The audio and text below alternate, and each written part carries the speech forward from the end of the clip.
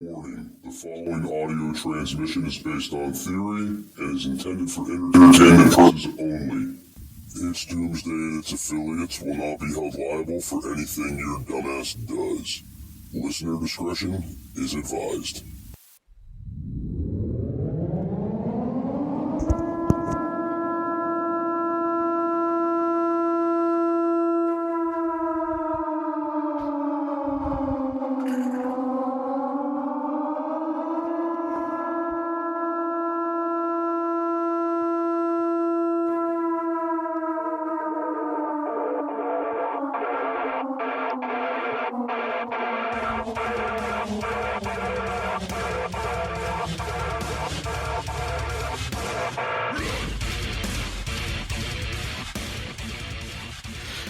Welcome, everybody, to It's Doomsday Podcast Live. Today is January 30th, 2023. Time is 18:01, and joining me, as always, is the lovely, the talented, the ever-so-sensual Jake Dials. What's going on, man?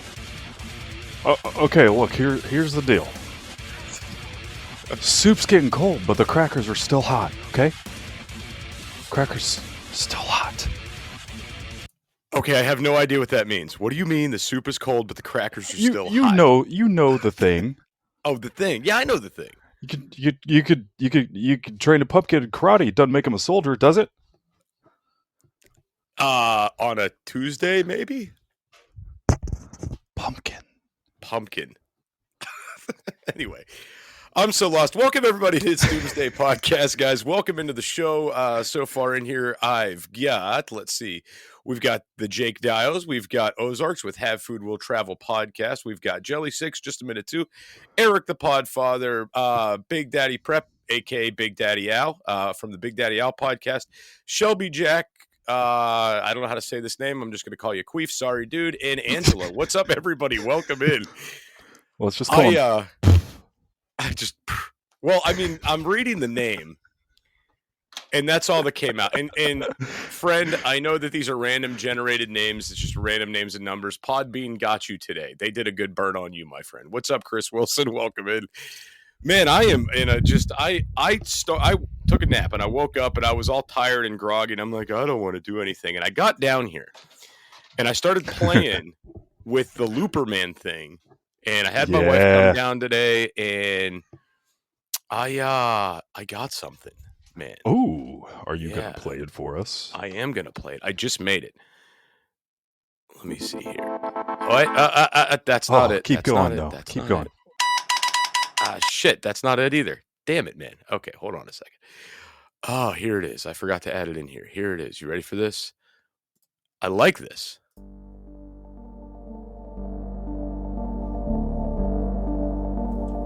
You can find It's Doomsday Podcast on Apple Podcasts, Google Podcasts, Podbean app, Spotify, Amazon Music, TuneIn plus Alexa, iHeartRadio, Player FM, Listen Notes, Samsung, Podchaser, Boomplay, and many more.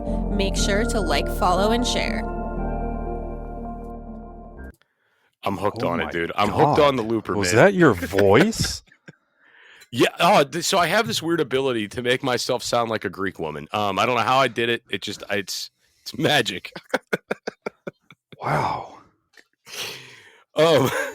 Anyway, so if you guys don't know, if you're not running with us in this close circle we have, and I know for everybody, okay, so It's Doomsday Podcast doesn't have hundreds and thousands of listeners all over the world. It doesn't. They're not there. But we have thousands of listeners all over the world. We're not quite in the 10,000s of listeners mark yet, but there's thousands of peoples out there, and they're all over the place. And a lot of them don't show up for the live stuff or end up in the Podbean or end up following us around on social media, things like that. So if you guys don't know, Jake has been plugging away, working his little Jake arse off on doing this apocalyptic cyborg AI story. Yeah. Which has been quite fantastic. I screwed up the chapters. I'm hella lost now. I have to go back and start from the beginning. Dude, they're not even chapters. They're just character breakdowns. And then after the character breakdowns, the story. Well, so this is where I screwed up. I read the first couple like blips you sent me, like when it was just like the paragraphs and the images. right? Yeah. And I was like, oh, okay, I've got chapter 1 knocked out. And then I go and I read the third one, not able to track down 2. I don't know how I lost 2 in the realm. I go back and I read 2, and I'm like, shit, I didn't get the whole picture in 1. What the hell happened? Because now Marcus is getting surgery and there's stuff going on, and I'm like, what did I miss from 1? So I got to go back. I got to start from the beginning. Yeah, they're just character breakdowns, man. There's going to be a whole thing to this. I just did it for fun, and then everybody liked it, and they said, do more, and I was like, all right, fine. So I did. So, in spirit of cyborg-esque things and everything else that's going on, later in the week, I'll be interviewing Tom Ross. If you guys don't know who Tom Ross is, he is one of the bigwigs with the Transhumanist Party, as in AI, not as in I want to chop off body parts, transhuman, or that's transgender. Anyway, so if you guys have questions for Tom, definitely email them to me. The email is itsdoomsdaypodcast@gmail.com. Drop me an email, put in the subject line, question for Tom. He has no problem answering listener questions that come in, and I want as many good ones as possible to send in him. So if you're listening to this episode and it's Wednesday morning, you're already going to be too late. Sorry, guys. You better get those in, like, if you wake up at 7 a.m. and you hear this show, you better get those emails sent to me, because I'll be interviewing him a couple hours after the fact. All right, so now that that's out of the way, we got Rifle came in, Mags came in. What's up, guys? Welcome in. But I figured, to kind of, oh, thank you, Ozarks. I figured in order to keep up with this spirit, I figured maybe we should get into a little bit more of the AI stuff today. Dude, I like right now, speaking of AI and cyborgs, you're firing all of your lasers right now. This is fantastic. He said lasers. We're talking AI. All your freaking lasers on your freaking head. Freaking lasers, man. Freaking sharks with freaking laser beams on their heads. So I discovered something really wickedly awesome and scary at the same time over the weekend. Oh. All right. And I'm going to tell you guys about this stuff, because I really don't feel that we should currently have this technology. This isn't something as bad as the GPT chat, something like that, but the applications for this could potentially be endless. Excuse me. It is called MTPM. All right. And this is a special new metal that they are developing. Okay. And they're utilizing it to make metal robots, liquid metal robots. Now, what these robots can do is they could assume a shape. All right. And they could melt down basically by shooting magnetic waves at them. Basically, they keep switching the magnetic poles aimed toward these robots, and it causes their little magnetic cells inside to break down, and they turn into a liquid. There's a nice little video online where they made one in the shape of a Lego character, and this little sucker melts down, goes through the bars, and comes back together like some Terminator shit. This is not the program. All I hear is Terminator. This is not the program you showed me. What you showed me, management and tourism program, something about tourism. What happened? What are you talking about? It's exactly what I sent you. You said, dude, have you ever heard of MTPM? And I said, no. And you said, here's a link. And you sent it to me. And it was like management and tourism practices of Missouri. What? Why did you say something? I did. I would see what it was. Is okay, Jake, you got me. I'm secretly moving all operations to Missouri. That's where Prep Stock's going to be held. I'm looking for a good tourist manager down there. This whole time I did research on tourism program and it doesn't even matter? Oh my God. So no, apparently I sent you the wrong link. I don't know how that happened, but yeah. So I mean, if you guys go online and you look this up, this stuff is pretty wild. Okay.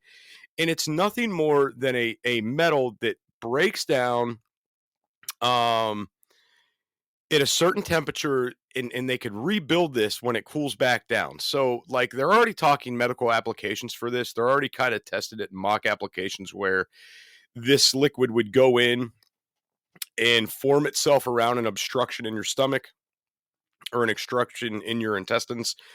and it would mold around it and make it easier to pass through the body. There's also applications where they're talking about they could put medicine within inside this, and it would make it to a certain part of the body, and then they could shoot magnetic pole rays, I guess, through you and allow this to liquefy, releasing the medicine. Okay. Pretty wild stuff if you think about they're developing this right now. That's just some T2 stuff, man. That's all it is. Hey preppers, do you want 10% off survival food?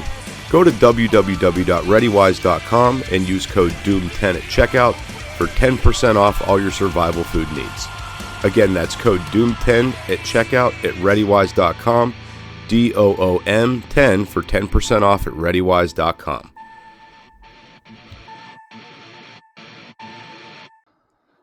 It is. And they demonstrated it with a little Lego man that went through a little grate, and before you know it, we're gonna have a full-fledged liquid titanium person going through jail cell bars in an institution looking for Sarah Connor. So let me, you're right. I mean, it's definitely a far ways off from that. So let's get into the MPTM. What this stands for it has nothing to do with Missouri. I learned Magnetic. so much for no reason, Jester. I know. Well, hey, now you know more about Missouri, man. I don't It's awesome. like tourism management. So it stands for magnetic. I can't say this word. Magnetoactive phase transitional matter. And it's really wild when you think about the potential applications that this could be used for. I mean, the industrial applications for this are endless, right? They are utilizing this right now. Like one video I saw, and this was really cool. They put this like on a freaking microchip board and had it work its way in there to complete circuits. Like it just goes in there, melts, and says, okay, that's where I'm staying. It hardens back up, and boom. We've just completed the circuit, and now there's a little LED light glowing.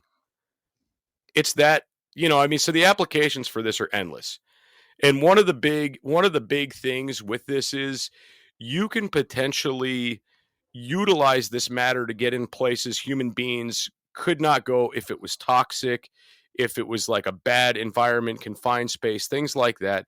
So, the industrial complex is probably going to throw tons of funding at this, try to get this up and booming. And then we haven't even begun to think about the applications for war yet.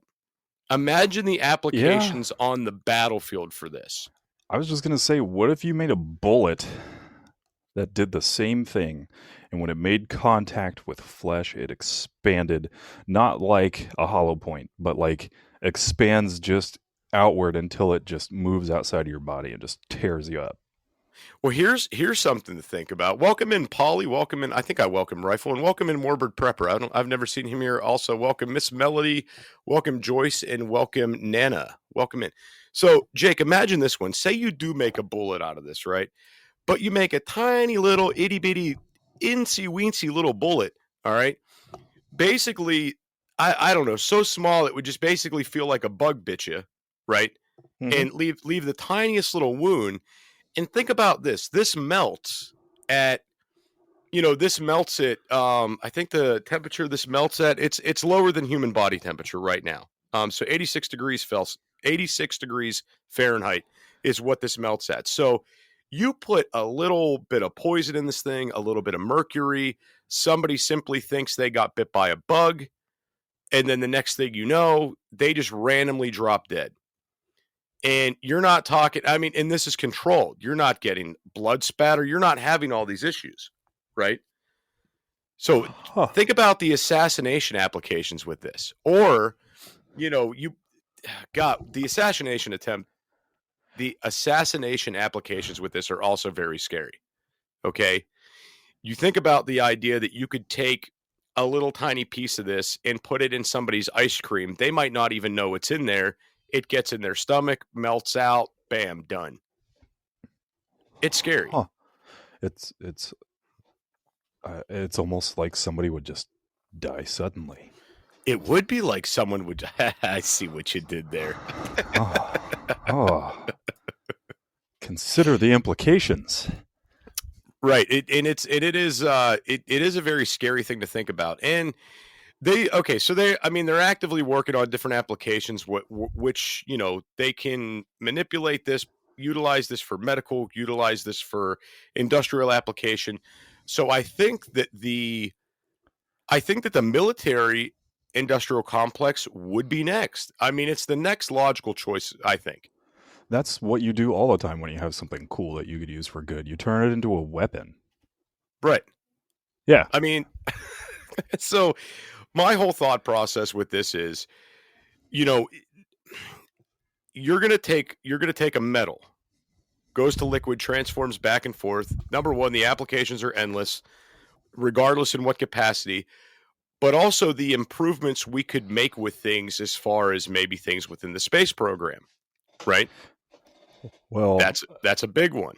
And imagine this. Like I said, everything good gets turned into a military weapon. Ozarks, you better be careful with those crab rangoons. Can you imagine weaponized crab rangoon? Oh my God! Like, wait! Weaponized as in poisonous crab rangoons, or little, robot crabs within the rangoons? put those little tiny Lego men that are shapeshifters in the crab rangoon. Yes, and welcome in Amanda, welcome in Melody. I think I welcome Melody already, and welcome Cindy. What's up, guys? Welcome into the show. So Jake, and welcome Kate. So Jake, further thoughts on AI? Anything like kind of tickling your brain as you're in your cyborg world over there? Dude, everything's tickling my brain about it. It's nuts. Are you kidding me? It blows my mind. I've told everybody that, and I said this is insane, and I mean it. It is. It's good and it's bad. Okay, like.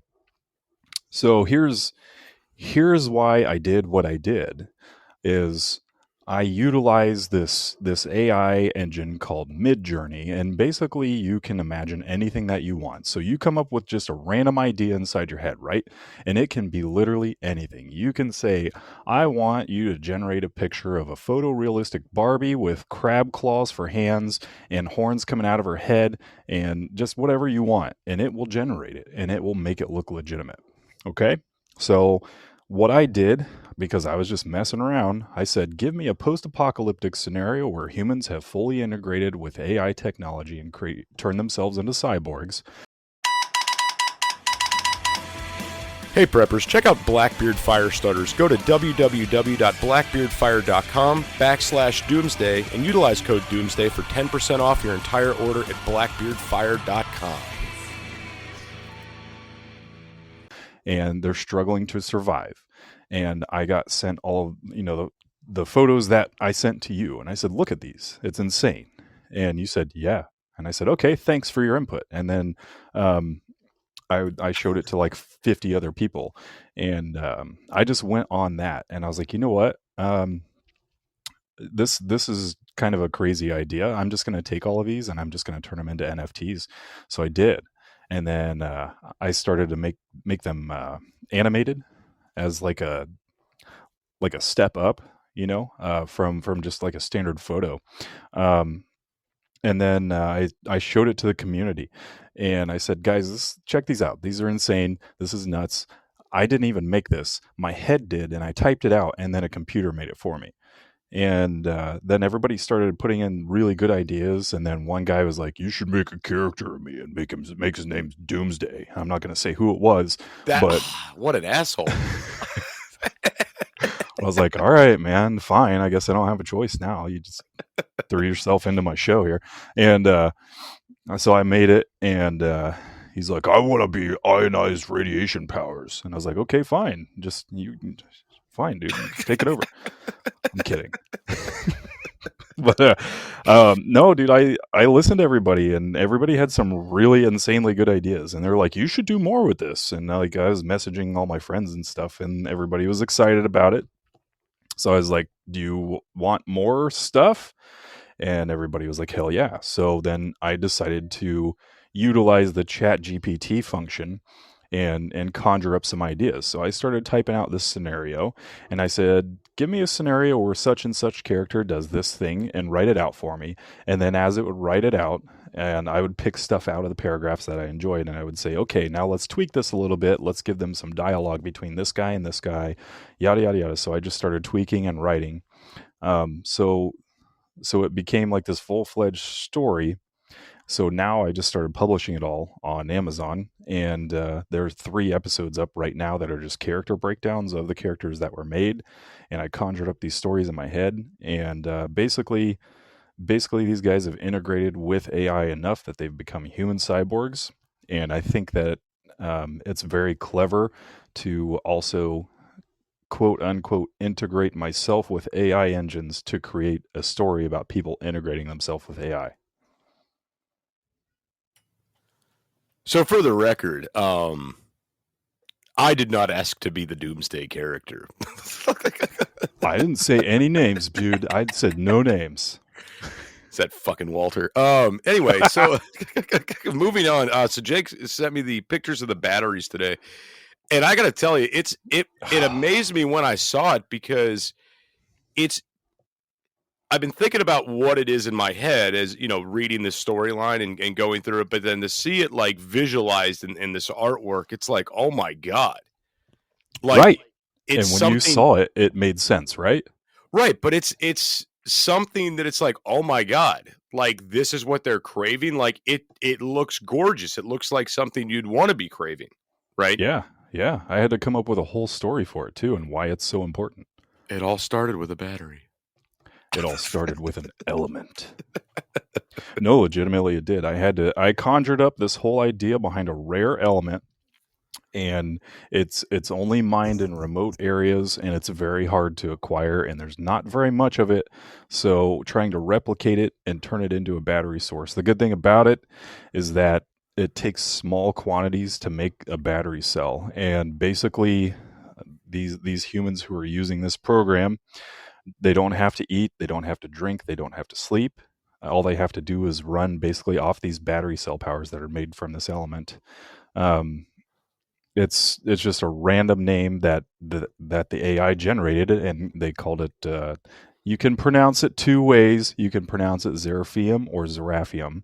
I like Xeraphium, but it's whatever. But that is the element, that is the reactive agent that makes the battery cells. And I haven't decided how long the batteries last, but I'm thinking like on like 0 like combat scenarios and just normal everyday stuff, like 30 days. I think that's pretty sufficient. But there's going to be a whole thing that ensues because of these batteries. Yeah, I mean, I'm excited to see where this goes. I'm also excited for when we start doing the voice work for this too. That's like something I'm pretty excited about. But let's take a step back real quick, because guys, we covered the Chat GPT on here maybe, what was it, like a month ago? Somewhere around there. We got into that maybe about a month ago. So to go back to the Chat GPT thing, guys, if there's one question I plan on asking Tom Ross this week about that is, when I talked to Tom about this potential AI takeover and, machines will be doing man's jobs, stuff like that. I said, well, where does humans fall into the mix? What is the need for human beings at this point? And his response was, to do the creative things, to write stories, to paint paintings, to write books, things of this nature. Now that I'm seeing to start, I guess, because Chat GPT is kind of taking over that and stepping all over this to an extent. Right now, it's supplemental to. It is, consider it an assistant that you can bounce ideas off of, because that's what I'm doing, is I'm taking my ideas, using that assistant, and refining the ideas. Right. So you think about this. Let's say you are a factory worker and you put in 50 hours a week and you make brake pads, let's say, just as an example here. Well, okay, they bring you always aspired to be a writer. Okay. And you say to yourself, you know what? I'm going to leave the brake pad industry. I'm going to leave this behind, and I'm going to go fulfill my dreams of being a writer. Mm-hmm. With this Chat GPT, it's going to make your life a lot easier, but it's also going to make everybody else's lives easier too, right? Because you're not going to have to spend weeks writing and proofreading and doing all these things to make this book happen when the Chat GPT is doing this for you. And being that this just became easier for everybody, how much more is the market going to be polluted? All I'm gonna say is that I don't aspire to be a writer. I never aspired to be a writer. I don't. That's I'm like I not don't. saying you.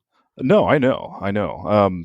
I'm just saying in general. Like I don't mind doing it, but if I were, like, if that was my main thing, if that was where that's where my bag is at, utilizing this, it seems on the surface, because of, you're used to doing it all by yourself and your own research and your own work, it seems like it's a cheat.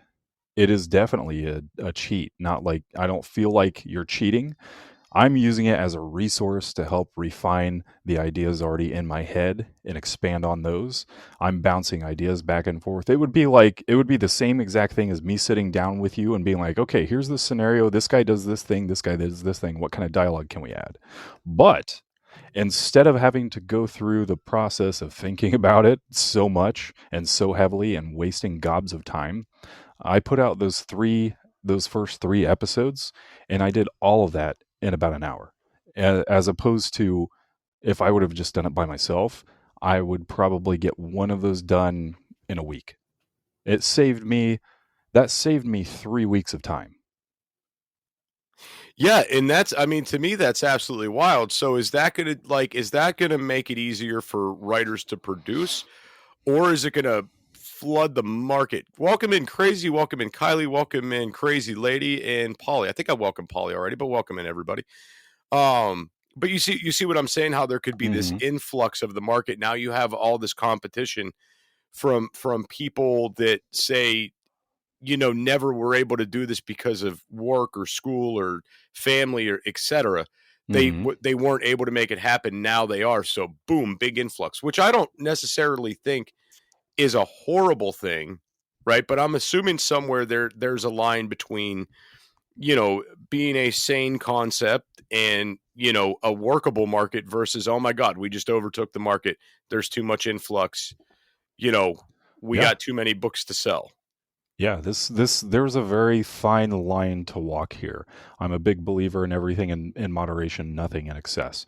I'm not personally going to allow an AI system to do 100% something that I enjoy doing for me, because that removes all of the fun and all of the wonder and all of the achievement out of the process, because I wouldn't have done anything. But using it as an assistant in this way to gather ideas and bounce ideas back and forth, I think it's very useful. But we all know that people are going to take advantage, and yes, people are already using things like this to create projects and are already making bank off of it, and they're not doing any work, and if they are, it's a tenth of what it used to be. Just like when we started to integrate computers in general into the workplace, it was theorized that when you work your normal 40, having a computer increases that amount of productivity that you could do. You could wrap up your work week in about 10 hours. So now we're doing way more work for the same amount of pay with 10 times the amount of productivity. Hey preppers, check out Blackbeard Fire Starters. Go to www.blackbeardfire.com/doomsday and utilize code doomsday for 10% off your entire order at blackbeardfire.com. No, and I understand that. Welcome in Scooter, welcome in Goth King. So, if you guys could take the time and you can go online and you guys can look this stuff up. We're already utilizing a lot of AI now, and we're going to see a big increase in the next decade here. All right, like a huge increase. This is about to go from 0 to 100 miles an hour overnight. Okay. Oh yeah. And I know a lot of us kind of don't think about it now, like what kind of AI we use now, but we're utilizing this in forms every day in our daily lives. If you ever talked into your smartphone to get an answer on something, you're pretty much utilizing AI. If you're going to the store and you're utilizing the self-checkout, kind of a form of AI, right? It is escalating and building and getting more to the point where, and a lot of people this still blows a lot of people's minds, but we have cars that drive themselves now, right? when we were kids, we thought, oh man, we might not see that in our lifetime, or that's so far out in the future, we'll never have to worry about that. But now it's a thing, right? Oh yeah. And now in Amazon stores, instead of paying, you just swipe your hand. Right. Which I don't like that shit at all. I don't either. I don't like that. I don't want chips in me. I don't like the idea of being able to be tracked, being able to be monitored. I just don't like it. Right. Yeah. I mean, using it as an enhancement to enrich something or to help you to make it better, kind of like in the way that I'm doing with writing this whole series, is I'm using it as an assistant. It's helpful. It's a great tool. It really is. But there are levels to this. Oh, I understand. And, one other thing, to think about too is, where is AI going to be with medicine? Right. I remember watching videos, I don't know, I want to say maybe 5-6 years ago, where they were talking about being able to remotely perform surgeries, or being able to remotely diagnose patients, being able to remotely take vitals and do all these things. And we're seeing that now. That's what they're doing now with Web 3.0, dude. It's happening. It's a real thing. It's scary. And it's only escalating. It's not de-escalating in any way. It's only going to keep going up. And like, all right, so like in EMT class, we have this machine. We put this machine on your body, and this magic machine, and this isn't new technology in the medical field. It's been around, but we have this on the ambulance. We have a machine. We put this on your body, and it constantly monitors all your vitals all the time, to where the moment something goes wrong with you, this machine lets us know. Okay. We also have, and this is like something else that's pretty crazy too.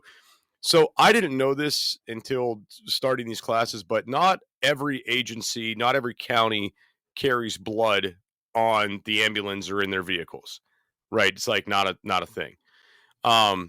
We recently started carrying blood in our county. Now, our blood that we keep in the vehicles is in a cooler that is remotely monitored by the agency and the hospital that provides the blood. And it is maintained for time, it is maintained for temperature, and it literally will send alarm bells to the hospital that is a good 45 minutes away from the agency, and then to whoever the first responder is that has this, saying, hey, this needs to go back in the fridge, this, that, the other. These are all little forms of this smart technology that we're utilizing every single day. And I guess there is a big difference between smart technology and AI technology. Mm-hmm. But it's there, right? Right. We're becoming so dependent on this every single day, and it's only going to get more and more involved, to the point where, I mean, we might have digital AI. Ooh, dude, imagine having digital AI bosses in the future, to where you answer to a machine now, because the machine is more efficient at managing Walgreens than Bob was. I mean, it seems scary, but on the other hand, the question is, can you blame them?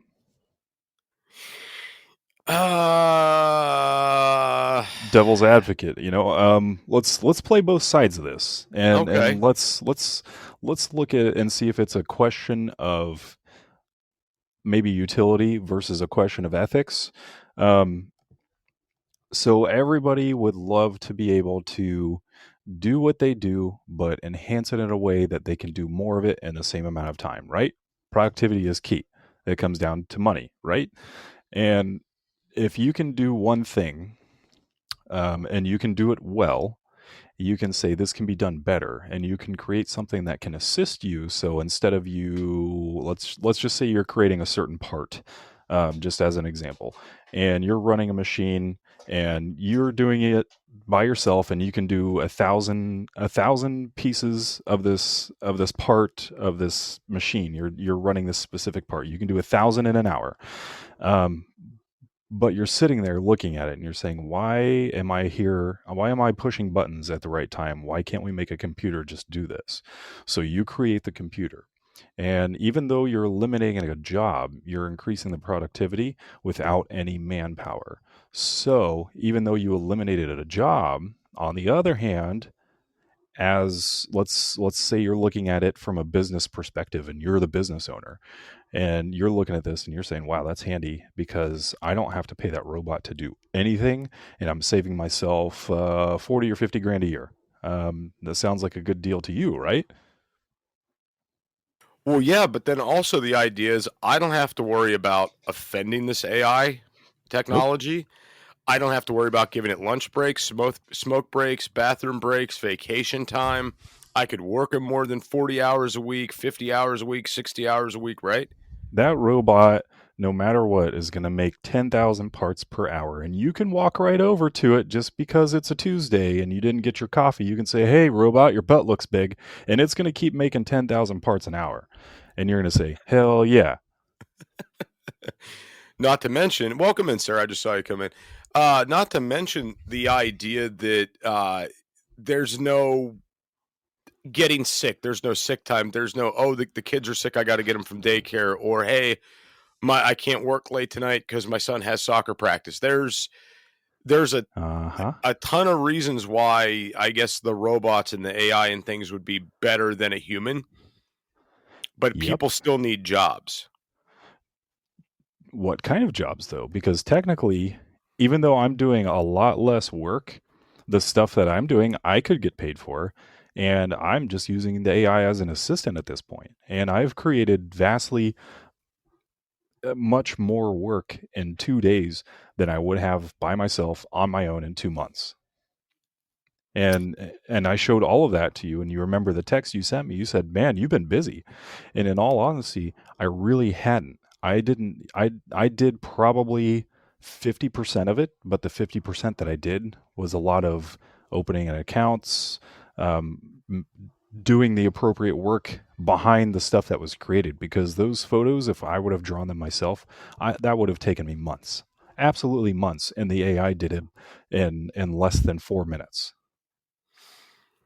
So Kylie said something in the chat here that kind of like sparked something in my mind. It says, there's a guy who says that he went to the future and no one had jobs. It was all AI. Now, that part isn't the part I'm hung up on. I'm hung up on this idea. Imagine AI discovering things that we can't discover. Say, time travel. Say, I don't know, the cure for cancer, the cure for AIDS. The things that we don't want the answers to, right? Mm-hmm. Who's going to be above AI stopping this? Because on one hand, AI could vastly enrich our lives, possibly cure disease, possibly cure famine, things of this nature, make a better environment for us. But there's going to be people in power that say, nope, we can't allow that. Hey preppers, do you want 10% off survival food? Go to www.readywise.com and use code DOOM10 at checkout for 10% off all your survival food needs. Again, that's code DOOM10 at checkout at readywise.com, DOOM10 for 10% off at readywise.com. Who's going to stop it when it gets out of control? John Connor. Well, obviously. Yeah, we've seen how this plays out. It's John Connor and Sarah Connor. Wait. No. It was Arnold Schwarzenegger's character that came in, right, and prevented this. Or no, that was Terminator 2. That was in 2. Welcome in, Mike of Tampa Bay. But, I mean, not to, discredit anything that anybody says. Was that Jelly that said that? Oh, it was Kylie. Okay. Yeah. Sorry, I heard the IE and it didn't really process. Sorry. But I mean, it's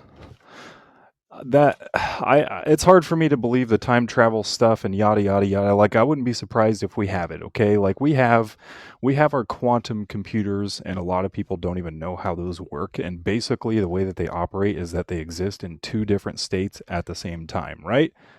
Does that make sense? Okay. Yes. Sorry, I was taking a drink of water. Okay. I'm not AI. I need you to be more productive then. So the quantum computers, they take a crap ton of power to process. And when we first made them, computing was restricted to a certain amount of processing power. And in the last roughly 2 years, the improvements that we've made to them have increased its computing power by 2,000%. It's insane what they're doing with quantum computing. It is scary. But they exist in this little thing kind of like referred to as a nexus. So it exists in like 2 states. And we found out that certain things like light particles can exist in 2 states, and some things only exist when they are observed, which is hard to explain. But a quantum computer is operating at a temperature that's just a shade above absolute zero. It has to stay that cold in order for it to operate efficiently. Otherwise, it'll blow up. But they're using quantum computing and using all of this information I just gave you about existing in 2 states and observed in 2 places. So they're literally operating in another dimension. It used to just be a thing that we say when like, oh, that dude's just in another dimension right now, when they're doing something incredible or when they're high or whatever. But that phrase is the literal embodiment of what quantum computing is. It is existing and operating in 2 states, and they are using that to communicate with things not of this realm. What realm are they communicating with? Who knows? Probably hell. I don't want to deal with it. I no, pass. That's the line I draw when Satan comes out. Pass. You know, you say that, now my interest is piqued, like, because who knows how many realms there are out there, right? Probably an infinite amount. If I don't know, depending on how you look at it, it wouldn't shock me if there was just an infinite amount of realms, or that whole multiverse theory that people like to talk about so much. Wouldn't shock me. No, the multiverse theory is definitely interesting. I subscribe to it, but I think in a very light way. Mainly, yeah, maybe. I don't know, because it could happen. We don't know. I'm not there. I haven't crossed the multiverse. It could definitely be there. I don't know. Will we know in 20, 30 years? Maybe that's where we'll go on vacation. Go meet your relatives in the multiverse. Maybe that's what we'll do. That's what they're probably doing. Honestly, if I had to guess, with a powerful enough quantum computer, it's like, why wouldn't you?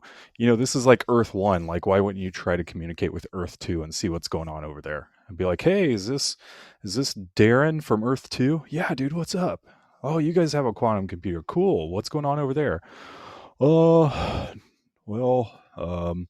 Nancy Pelosi's president. Oh shit, what happened? Nothing. She's awesome. Like, just imagine how weird things would be. It's all going to be different, It'd be a pretty screwed up multiverse. But maybe in that world, she's amazing, Maybe, yeah. It very well could be. Anyway, to get into back into the ad topic. So, Scooter did mention in the chat earlier that there's a big difference between smart tech and AI. But and I guess we don't look at these things how we should look at them. So AI basically has the ability to learn and keep going, right? Not sentient, but yeah. Right. So AI is continuously processing data, continuously, to learn and create algorithms to better do its job. Whether that is your Netflix account and it's picking up on algorithms of things you like, so it's putting in your feed what it knows you want to see, or whether it's TikTok that is doing relatively the same thing, or whether it's Google or Alexa that knows you ask certain questions about so many things that pique your interest, and now they have news feeds that are directly designed for you. You remember about 10 years ago when everybody was, kind of freaking out and bitching about the user agreements and data harvesting and all this stuff? Oh, yeah. This is what it has transitioned into. Consistently bringing in user data to make and manipulate algorithms to better suit your needs in life. Because what? You mean the crazy conspiracy theorists were right again? Goddamn conspiracy theorist. Yeah, we were. You guys are quacks, but you've been right every time. How does that work? I don't know. So check this out. So years ago, it was in the conspiracy theory circle. This is probably like maybe like 15, 20 years ago. There, maybe even longer than that now. Shit, there was this talk about, they all want us to have this RFID chip in our hands, in our pockets, and we're gonna track people. We're gonna do this. We're gonna do that. And everybody's like, "Nah, you're crazy, man. They're not gonna do that." Dude, Now we all have saying it. stuff like this. I know. For years. But the crazy part about this is this whole thing of like tracking, carrying around chips, all that. I got news for you guys. You're all listening on a smartphone right now. It's right next to you. I know you're on a smartphone because you're on the app and you can comment and I can see you in here. And you're carrying that tracking device around. You're carrying that chip around. You're all chipped. Right. It's there right now in your hands. Throw your phones in the fucking toilet. No, don't throw your phone in the toilet. But no, you get what I'm saying. This went from being something scary that was never going to happen to it has happened and you can't live without this device. So what is the next evolution going to be? How are they going to get a chip in us? It's going to be something. It's going to be a situation where you need this to function. Yeah. Right. Yeah. And welcome in Raccoon 6 and welcome in Little Red Jen. Welcome in, guys. Oh, yeah. I disagree, Jelly. That algorithm doesn't know shit about me. You should see my TikTok algorithm. They started feeding me ads in Spanish, in Italian, and French. They have no clue what I want. They've been listening, though. No, they have not, because they have no idea. I just downvote everything and swipe through all the stupid stuff. How many times have you mentioned Italian? All the time. How many times have you mentioned Spanish? I am not fluent in Italian. Why do I want an Italian ad? I don't even talk about French. I don't even talk about anything Spanish. Maybe you talk in your sleep and it's listening. In Spanish? Maybe Dirt Lady talks in Spanish in her sleep.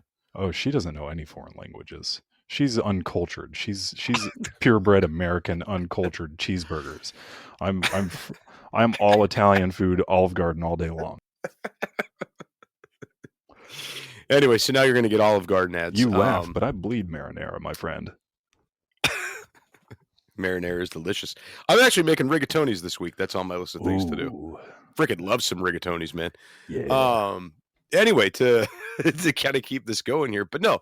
So, guys, we've been utilizing these algorithms. We've been feeding this data machine for years, not necessarily realizing we're doing it, but we have been doing it. So, basically, what comes next in our lives is, whatever comes our way is kind of our own faults for getting on board with this now.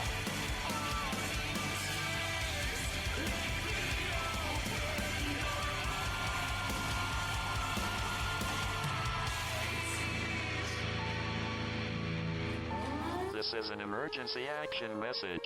At approximately 1 a.m. Eastern Daylight Time, NORAD is tracking 15 ICBM nuclear missiles inbound to the following cities: Orlando, Miami, Pittsburgh, Dover, Newark, Richland, Philadelphia, New York City, Baltimore, Los Angeles, Las Vegas, Boston, Seattle, Detroit. This is an extremely deadly situation. Stay tuned. The next emergency message will be a presidential address.